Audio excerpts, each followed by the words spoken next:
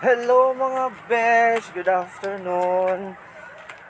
So, we're back sa Croissants with Beshi. So, it's close with Beshi. Close ang Croissants. So, ikaw kumaan. Close gid man?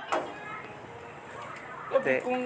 So, close. Ay, masalabrate daan kami ka kanya birthday today. Kasi close. Di kita madtoro maka dyan. Balik lang sa Banwa eh. Close ang Croissants Friday. Ano yan ang natabo?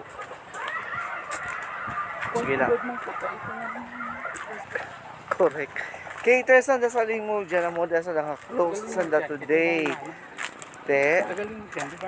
By the way, mapaalim mo dyan. Alam ko no kami. Dito na lang kami ma-celebrate. Dito na kami mga pe. Or sana matcha na lang ta mga pe day?